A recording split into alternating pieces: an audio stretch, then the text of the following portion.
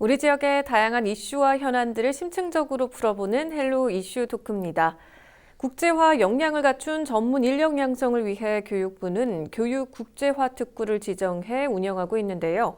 지난해 충남 지역의 당진과 천안, 홍성, 예산 네 곳이 교육 국제화 특구 3기에 신규 지정됐습니다. 충남교육청과 지자체는 교육 국제화 특구 성공을 위해 협력하면서 다양한 노력을 기울여가고 있는데요. 오늘 충남교육청 정책기획과 김문광 장학사와 자세한 내용 짚어보도록 하겠습니다. 안녕하세요. 안녕하세요. 네. 장학사님, 먼저 교육 국제화 특구 좀 생소하신 분도 계실 것 같습니다. 먼저 어떤 정책인지부터 짚고 가보면 어떨까요? 네, 교육국제화 특구 사업은 교육국제화 특구의 지정, 운영 및 육성에 관한 특별법에 의거해서 진행되는 사업이고요. 도내 학생들을 글로벌 인재로 양성하기 위해서 다양한 교육 환경을 제공하고 이를 통해서 청년층 등 지역 인구의 유입을 활성화해서 인구 절벽 시대에 대비해서 지속 가능한 지역의 성장과 발전을 목표로 합니다. 도청과 교육청, 해당 시군청과 교육지원청이 공동으로 주관하는 사업이고 네. 대학과 기업 등 민간도 적극적으로 결합해서 취약계층을 포함한 전 계층을 아우르는 교육 사업이라고 볼 수 있습니다. 네. 전국적으로 이 교육 국제화 특구가 2기까지 운영이 된 걸로 알고 있는데요. 그러면 실제로 어느 정도의 성과가 있는지도 좀 궁금한데요. 2012년 특별법 제정 이후에 2013년부터 2017년까지 1기 사업이 진행됐습니다. 1기에는 대구 북구, 달서구, 인천 연수구, 서부, 전남 여수시 5개 특구가 지정돼서 운영되었고요. 네. 2기에는 기존의 5개 특구를 재지정하고 경기 시흥 안산 1개 지역을 신규 지정해서 2022년까지 운영했습니다. 네. 교육부 발표에 따르면 다문화 학생이 밀집한 경기의 시흥 안산 지역의 경우는 다문화 국제혁신학교도 운영하고 글로벌 어울림센터 등을 운영하면서 다문화 교육의 인프라를 구축해서 지역의 교육 격차를 해소했다는 평가를 받고 있습니다. 네. 또한 인천 연수구의 경우는 세계 시민교육 클러스터와 국제 언어 체험센터 등을 운영해서 인천을 유네스코 학습 도시로 성장시킨 그러한 성과가 있었다고 보고 있습니다. 네, 이러한 가운데 지난해 지금 3기 교육국제화 특구 12개 지역이 추가로 신규 지정이 된 거죠. 근데 지금 신규 지역을 보면 충남의 당진, 천안, 홍성, 예산이 포함이 됐는데 의미 있는 성과가 아닐까 싶습니다. 좀 어떻습니까? 예, 충남 전체적으로 봤을 때 의미 있는 성과라고 보여집니다. 지난해 교육부는 그 특별법에 따라서 교육국제화 특구 3기 12개 지정을 신규 지정했습니다. 네. 신규 지정 심사할 때는 우선 지방자치단체장이나 교육감의 추진 의지가 좀 더 확고하고 특히나 해외 학교와의 국제 공동 수업 그리고 에듀테크를 활용한 맞춤형 외국어 교육 같은 다양한 교육 혁신이 얼마나 추진되는가를 중요한 그 지표로 받고 그에 따른 평가를 진행했습니다. 네. 충남에서는 지금 천안, 당진 그리고 내포 지역을 공유하고 있는 홍성과 예산이 지정이 되었고요. 그만큼 다양한 교육 계획을 수립했다라는 것으로 인정받은 것입니다. 네. 신규 지정된 요 지역들은 그 지역의 특성을 반영해서 다양한 교육 국제화 사업을 추진할 수 있도록 향후 5년간 초중등 교육법에서 규정하고 있는 교육과정이나 교과형 도서 등의 어떤 과도한 적용을 받지 않는 그런 운영을 할 수 있고요. 네. 또 중앙정부와 지방정부의 재원 지원도 받을 수 있다는 점에서 충남의 어떤 교육 발전이나 지역 발전을 위한 좋은 계기가 될 것이라고 생각합니다. 그래요. 그럼 지금 말씀하신 것처럼 지금 특례가 적용이 돼서 특구로 지정된 지역은 지역의 특색을 반영한 교육 국제화 사업을 추진을 하게 될 텐데 각 지역에서 좀 어떤 계획을 수립하고 있고 또 현재는 어떤 단계에 있는지도 좀 궁금합니다.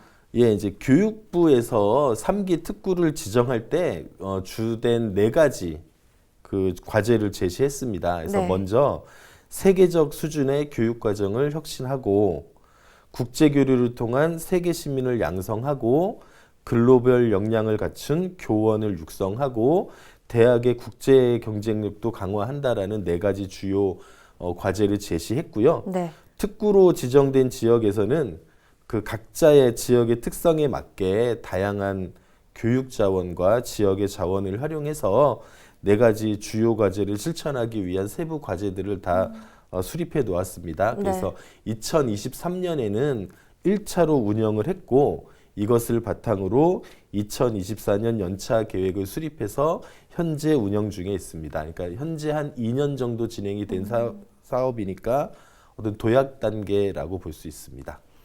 알겠습니다. 그러면 혹시 지금 말씀하신 이 네 가지 주요 과제를 바탕으로 특히 좀 더 주목해 볼 만한 사업들이 있을까요?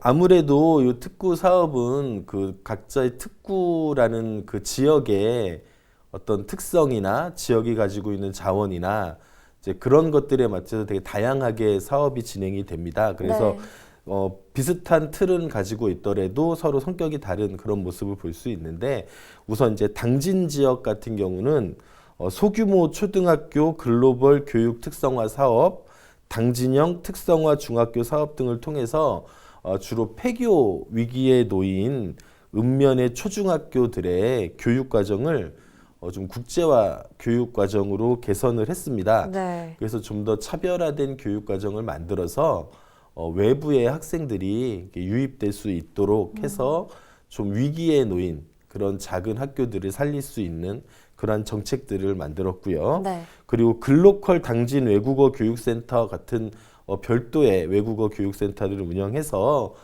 외국어 그 원어민 교사들을 좀 활용해서 다양한 외국어 교육 그리고 글로벌 교육 서비스를 제공하고 있습니다. 네. 홍성과 예산 같은 경우도 역시 이제 학교의 교육과정 혁신에 집중을 하고 있는데 충남형 IB 학교, 국제화 선도학교, 에듀테크를 활용한 외국어 교육 등을 통해서 네. 학교의 국제화 역량을 강화하고 있는데 단순히 이런 학교 지원에만 그치지 않고 좀 선생님들의 역량을 강화할 수 있도록 전문적 학습 공동체도 만들고 그에 따른 연수와 컨설팅을 적극적으로 진행하고 있습니다. 네. 천안 같은 경우는 좀 지역에 많은 대학을 보유하고 있잖아요. 네. 기업도 많고 그래서 그 12개의 대학, 평생학습관, 뭐 영어 도서관 같은 지역의 다양한 교육기관을 활용해서 맞춤형 교육 국제화 모델을 발굴하고 고등학교, 지역대학, 산학 인프라 등을 적극적으로 활용한 글로벌 맞춤 산업 인력 향상에 힘쓰고 있습니다. 네. 그러면 이렇게 각 지자체가 주도적으로 사업을 추진은 하지만 또 교육 정책인 만큼 이 충남교육청에서의 그 지원도 좀 중요할 것 같은데 이 충남교육청의 역할에 대해서 좀 짚어주실 수 있을까요?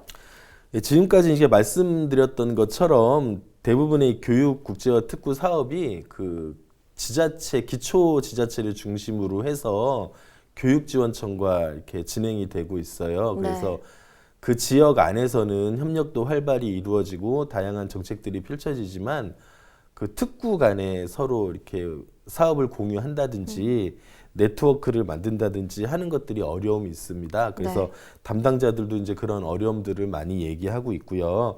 그래서 이제 충남교육청은 어쨌든 광역 단위의 교육 지자체이기 때문에 이런 그 각각의 교육 국제화 특구가 추구하는 여러 가지 공통의 비전이나 가치 같은 것들을 명확히 제시해주고 그에 따른 정책 방향도 제시해주고 그것과 함께 각 특구들이 서로 정보를 공유하고 협력할 수 있는 네트워크를 만드는 데 주력하고 있습니다. 좀 이를 통해서 좀 사업의 성과를 좀 만들어가고 그것들을 좀 더 홍보하고 더 많은 충남 지역에 이 성과를 확장하는 것 이런 것들이 충남교육청의 역할이 아닐까 생각합니다. 네. 최근에는 이 충남교육청과 이제 특구로 지정된 지자체의 협의회 자리도 마련이 됐다고 하던데 어떤 논의가 이루어졌습니까? 예, 주로 이제 특구별로 독립적으로 운영하고 있는 사업들의 이제 내용과 성과들을 이제 공유하는 시간이었습니다. 네. 특히 2024년에 사업 계획을 발표하고 서로 배울 점, 그리고 각자 노력할 점, 그런 것들에 대한 고민, 성찰의 시간도 함께 가졌고요. 또 충남 교육국제화 특구 간의 네트워킹을 좀 강화하기 위한 정례 협의회 일정들도 같이 공유하고, 네. 그리고 특구 전체 그 담당자들이 함께 공동으로 할 수 있는 연수, 내용, 일정 그런 것들에 대해서도 논의했습니다. 그래요. 네, 사실 이렇게 교육 국제화 특구의 활성화 또 그리고 성공적으로 운영이 되기 위해서는 지자체와 또 교육청의 협력이 계속해서 좀 중요할 것 같은데 앞으로 혹시 어떤 계획을 세우고 계신지 여쭤봐도 될까요? 이런 특구 사업과 같이 좀 어째 지역 전체 사업 같은 경우에는 지자체와 교육청, 교육지원청 간의 협력이 그 성패의 요소예요. 네. 근데 아직까지도 약간 그 기관 간의 이제 벽들이 좀 존재하기는 하거든요. 근데 그것이 이제 예전에 비해서는 많은 부분 없어지기는 했지만, 그래서 이번 특구 사업도 마찬가지로 결국에는 기관과 기관 간의 벽을 좀 낮추고 어떻게 잘 협력 체제를 구축할 수 있는가, 그것이 가장 중요한 일이라고 생각합니다. 네. 그래서 계획한 사업을 진행하고 좀 새로운 사업을 발견하기 위해서는 기관 간의 정례 협의제 자비 그런 것들을 이제 꾸준히 만들고, 그리고 공통의 가치와 비전을 갖고 이를 실천하기 위한 좀 다양한 연수, 컨설팅 그런 것들을 교육청 차원에서 내지는 도청 차원에서 진행할 예정입니다. 네. 근데 그와 더불어서 사실 교육 현장에서 무엇을 원하는지 또 그 교육 현장에서 원하는 그 의견들을 잘 반영하는 과정도 굉장히 좀 필요해 보이는데요. 이 현장 의견 수렴을 위한 노력은 좀 어떻게 기울이고 계신지 여쭤봐도 될까요?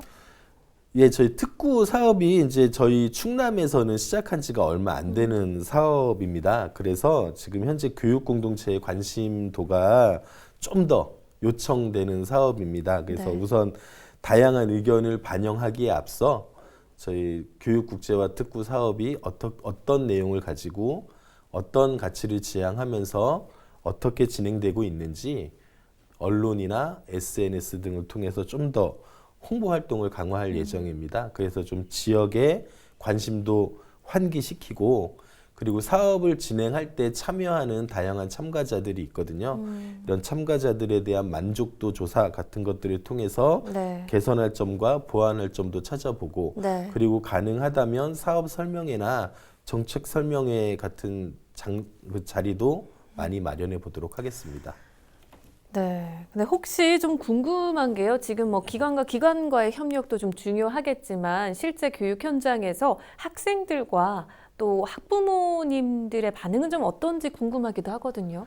지금 뭐 예를 들자면 충남 같은 경우는 그 다문화 가정들이 상당히 좀 많이 있어요. 네. 그래서 이런 어떤 그 아산의 외곽 지역 같은 경우에는 실제로 다문화 학생의 비율이 거의 50에서 60% 이상 되는 학교들도 많이 있는데, 네. 이제 그런 학생들에 대한 여러 가지 지원 같은 것들이 사실은 지금 많이 부족한 상태입니다. 그래서 교육국제화 특구와 같은 특구 사업을 통해서 좀 더 다양한 글로벌 교육 환경들을 제공하기 때문에 네. 좀 그런 측면에서는 상당히 그 학생들이나 학부모님들의 그 반향이 있다라고 보여집니다. 이런 부분들에 대해서 학생과 학부모들을 대상으로 한 설명회 같은 것도 혹시 개최가 되나요? 지금까지는 이제 각 그 특구별로 이제 작게 진행을 하기는 했는데, 이것이 어쨌든 지금 교육청이나 그 충남도청 전체의 사업으로 지정이 되었기 때문에 향후 좀 그런 설명회 자리도 만들어 볼 계획입니다. 네. 자, 이 교육 국제화 특구 지정이 지역 사회에도 굉장히 많은 영향을 주게 될 것 같은데 긍정적인 효과를 좀 기대해 볼 수 있을까요? 이제 다른 지방과 마찬가지로 저희 충청남도 역시도 지역 인구의 유출, 학력 인구의 감소, 이와 같은 지역 소멸 위기를 사실 많이 느끼고 있거든요. 2021년 연구조사에 따르면 인구 감소 지역 89곳 중에 85곳이 비수도권 지역이라고 합니다. 네. 그리고 미충원 신입생 4만여 명 중에 3만여 명이 지방대학에 이렇게 집중되어 있다라는 연구 결과도 있습니다.